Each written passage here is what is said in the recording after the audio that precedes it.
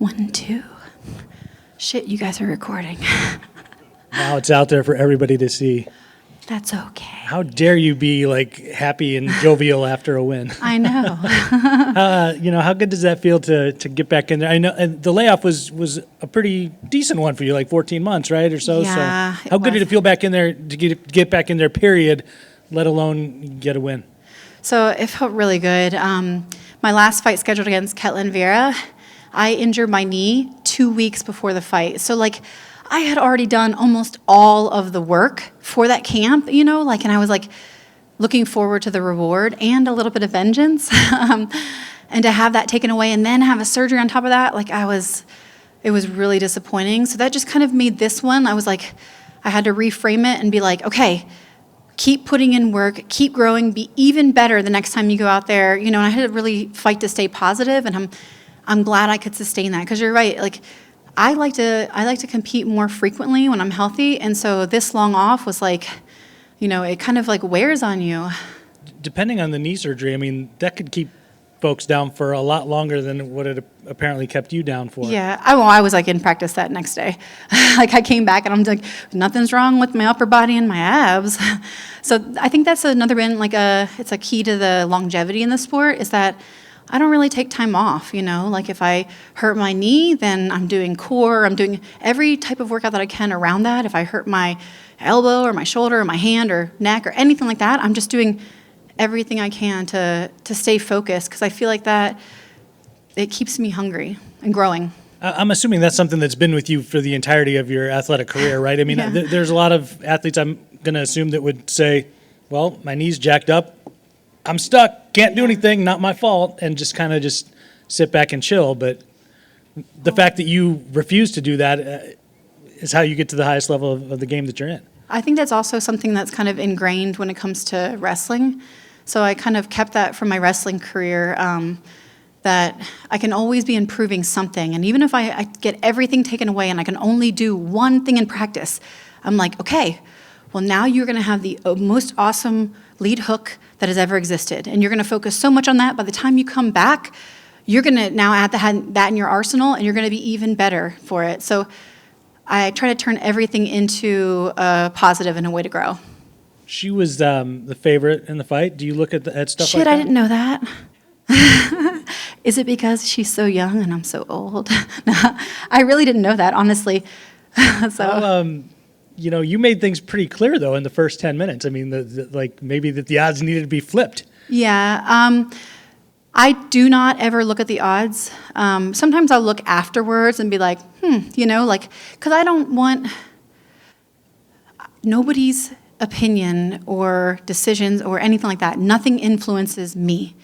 All that matters is what I believe for myself, and I don't care if the entire world doesn't believe it. I started out as a female wrestler when there were virtually none. I started out in MMA when you heard Gina Carano and nobody else. So it's I'm used to people ignoring, mocking, disregarding, me or the sport that I do. And so at this point in life, I'm just do whatever I want and know myself, and that's all that matters. Your fight before this one was to Julianna, who went on to win the title. You've been in there and fought for a title before. Yeah. Do you still carry those aspirations and say, look, this is why I'm doing this. All I have to do is maybe string together 2, 3 in a row.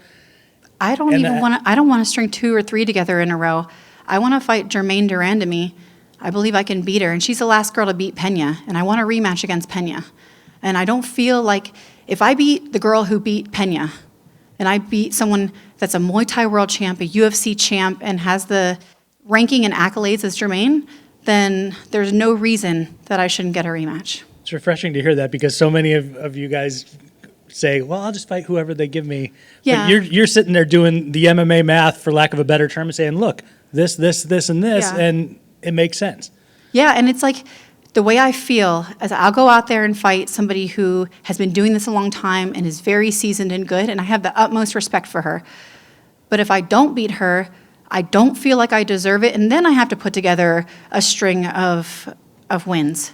But if I go out and beat her, I feel like that's a very strong case for me to be the next one in line. Appreciate it. Thank you. Yep. Sara, congratulations on the win. Let me ask you about that Julianna Peña thing, because it was a fight that you were doing very well in. You got caught. That's the sport. We understand that. But is that, in terms of losses in your career, is that one of the more frustrating ones just because the way that one was going? Yeah, that's frustrating, but it was also really heartbreaking because, like, in my heart, going in there, 100% I believed I was better than her. And I'll never be one that makes excuses, but I can tell you, you can just look at my fight, the last fight in this fight, and see the difference that has been, and I can feel it in my training. But I found out from USADA, which I didn't know, and thankfully they do this because the athletes should be very thankful. They do blood tests, obviously, to catch people cheating. But what I found out, like a few months ago, when they test our blood, they check to see if we have anything that could be like a medical concern. And they called me up and they checked me over a year ago, and then they checked me again for my hemoglobin levels, which is like your iron levels. And I was low then, and I got even lower. And I don't know if you guys, like, I looked up like what hemoglobin does, and it carries oxygen to your muscles, which is extremely important for freaking athletes, especially when you look at, I didn't feel tired in the fight because I had done a lot of conditioning, but I fought tired, and I think that made a difference in how that fight, that's why when she was stepping on the gas, my body, I was telling it to do stuff and it just wasn't listening. And now I feel different. And not only do I feel different, you can look at the results and see, like, I fought 3 hard rounds doing stuff the whole time, and still moving and attacking and whatever. So I don't know, the proof is there. And I feel like I just got like another lease on things, having higher iron levels and better hemoglobin. Like, our bodies are super important. And I was walking around training, I had no idea. And USADA, like, I'm very thankful to them. Can I ask, what is it that you do to change that? Is it just a supplement thing? Is it like blood work? What do you have to do? So I did supplements and I did diet. So I add more, I didn't never ate like a lot of red meat. I eat more like lean meats, but I added more red meat in my diet. I added more spinach, like a lot of more vegetables. And Thorne sent me some iron supplements, and I feel really, really good. And before this, it was like my conditioning, I knew my conditioning didn't feel like it had, and I thought, well, maybe something that's age-related, and I just have to like step it up. But it's like pouring water into a bucket with holes if you don't have the component in your blood to carry oxygen to your muscles. You have to have it. So it's like, to have mine so low and not be aware of it, like, I think all athletes should learn my lesson and go get your blood checked, because you don't even know if something else could be, in your hormones, your thyroid, something else underlying that you were just like, oh man, I need to get into shape. And it's not that. Like, I feel like a different athlete. So I'm super thankful. The win tonight is awesome, but I got to ask, coming up in June, you're going to be inducted into the National Wrestling Hall of Fame. You're the 4th woman ever to be inducted in the National Women's Hall of Fame, and there's 2 going in the Hall of Fame this year, which is, again, very, very rare. Can you give me a sense of what that means to you? You mentioned earlier you're one of the first people to really bring wrestling to the spotlight for women in the United States. Now we just saw this last Olympics, Tamitsa Myers-Stock, and we had, of course, Helen Maroulis last time and then getting another medal. Like, can you kind of put into words what this accomplishment means for you in terms of getting into the Hall of Fame? Man, I never expected that. Because I'm a very forward thinker and I always am setting goals. So it's really rare that I actually turn around and look back at all the things I've done, and in a way I think it's good because it keeps me growing and seeking and yearning, but in another way, to stop, and I had to collect every memory from wrestling, all my pictures, all my videos, everything, and I was just like, man, I've done a lot, and to be recognized for that from a sport that I adore, it was really special, and I'm really looking forward to that too. What does it mean to you to see the growth of women's wrestling? Now, I mentioned, of course, the last Olympics. I mean, when you did it, you were the first ever. Now we have a really strong women's wrestling program in the United States. Multiple gold medals, bronze medals. We're expected to win now. We're expected to go in there and do good things. What does that mean to you to be kind of one of the pioneers of that? I'm really happy that a woman like me could kind of pave the path, could, go through all the different hardships and stuff like that before them. So these wonderful athletes and phenomenal role models, the women's wrestling team, every single one of them, they are awesome humans, they are hard workers, and I want every single one of them to win gold. And so to know that my struggles and my, like forging of that path helped them just, not have to overcome quite as many obstacles and pave the path for them. They get more attention and more sponsors and things like that. Like, I'm really, really happy for them. Nobody deserves it more than that women on the team. Congrats again. Thank you.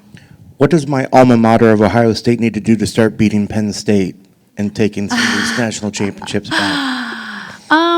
So, I mean, when it comes to wrestling, like, I think there's very, very small things that separate a national champion from the 8th place at nationals, like on a different day, any one of them could have done better. So I think like Ohio State's a great program. They have great leaders. They have really, really hardworking wrestlers. So like if I took the same NCAA matchups and I wrestled again the next day, like they might be able to do it. But I would say like being able to snag some of those top recruits from Kale probably will help. Yeah. You said earlier, and you were kind of joking around a little bit about, what makes me the underdog, now that I'm 41 or whatever. When did that start? Maybe you start registering that people were starting to doubt you because of maybe your age. Did that start recently? Was that the past couple of years? Or do you feel like that people have been paying attention to that and you've been hearing it? I think that's been my whole career. Like, I started at 30, at the end of my wrestling career, and a lot of other girls were way younger. So I think my whole fighting career, people have looked at my age and like kind of made decisions. And I'm not even holding that against them. If people did think that because of that, like, I'm an outlier, like I don't expect them to believe in me, because if you told me all the same things, I'd be like, maybe that 41-year-old, maybe she isn't, but that's not all that makes a fighter. And when I go out there, I don't think of myself as my age. I think, what are my capabilities? And when that changes, if my body starts saying, we can't do this, the camps are too much, we don't want to do it, it's not something that we enjoy anymore, I'll be done. Like, I'll walk away with my head high. But so far, I mean, I just beat a 26-year-old who, do you know women peak in their athleticism from 26 to 28? So that's another reason too, is like I go out with jiu-jitsu girls, and sorry if this is on ESPN, but I'll be like, I'll sign up for the tournaments and I'll be like, I'm in the adult division. I'm like, yeah, fuck those 20-year-olds, And then whenever it's like match after match and it's like 7 minutes long, I'm like, oh, fuck you 20-year-olds, because they're like, woohoo, and I'm just like, bitch, you better stop moving. I'm so tired. So, no, I keep fighting against younger people, so that doesn't bother me. It's like, it's not whether or not I can handle them. I make it where, can they handle me? And I'm smart. I'm getting smarter and smarter. I put myself in positions that I do less work and you're doing all the work. I want all the advantages. I want to take everything from you, and that's the wrestler way. And I know, like, if I want anything in this cage, I have to fucking take it. I have to take it, and that's wrestling. And also right now, it seems like more so than ever, the older fighter is getting their way, is having their way. Glover's a champ now. You're looking at guys like Jim Miller, like, I'm going to keep fighting to UFC 300. We got Matt Brown, who's like, I want to be the oldest fighter that's out there fighting. Do any of those sort of things, like being one of the oldest fighters, is that something that's even on your radar that you humor the idea, or you just don't like to think about that, too much of that stuff? I really take it fight by fight. Because I have to, for me to go out there, my heart has to be in it. And the second my heart isn't in it, man, I don't want to be locked up in a cage with another chick for 15 minutes. Like, a person's will is a super important thing in a fight. And if my will isn't there, man, I don't care when it is. I'll say, I'm out of this fight. I don't care. Because for me, like, that's a really important thing. So I don't look at milestones like, I want to be the oldest fighter and stuff. What I look at is like, do I want to do it? Am I still crazy enough to lock myself into a cage with someone and do premeditated violence? And the sad, crazy part is that I am. And I am like, hurry up, it's my turn. I want to get out there. But, so I might end up meeting it on accident, because I'm like, I'm telling you, from 36 years old, I've been like, I'll probably only do this a couple more years. And every couple of years, I'm like, yeah, I definitely only have a couple more years. And now I think my coaches probably think I'm a compulsive liar. But my body's like, we're good. Like, we're good. And then my heart's like, yeah, okay, we still want to do this. But if either one of them goes, I'm like, it's been a great long career, good run, and I appreciate the UFC, but I'll walk away with no qualms. That's awesome. And last thing, I guess, to that, with feeling better, feeling reinvigorated in this reemergence, were you able to, when you looked at the studies and you realized that the hemoglobin levels were down, were you able to see how long that was the case? Had you been fighting depleted, if that's the word, Yes. for a while? Yes, I have. And I don't have any proof of this, but I got COVID in November of that year, and I almost pulled out of my fight with Peña because I only had it for a week, but I felt I had like lingering fatigue for a while. But I didn't want to lose that opportunity. And I was like, okay, this is November. And I was originally supposed to fight her in December. I'm like, okay, you got 2 months, you'll be fine. But when she asked for personal reasons if she could delay the fight, I was like, yes. So it gave me another month to like try to get it under control. But I dealt with lingering fatigue for like 8 months.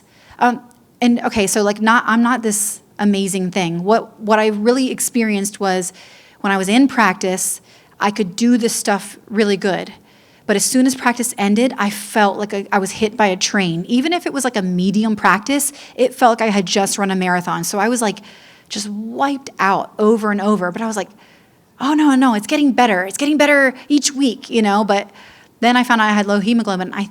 I believe that COVID caused me to have some anemia issues, and so I think that is what I was struggling with, and I didn't really get back to how I had felt until I started taking iron. So, yeah, but then also, you have to look at it from my perspective as like, I am getting older, so I'm like, maybe some of this is just age related, and if I can't last 3 rounds strong, like, I can't do this anymore, So like now I feel like, okay, I got a couple more years, and then we start the cycle over. That's awesome. Well, congrats on the victory. Thank you.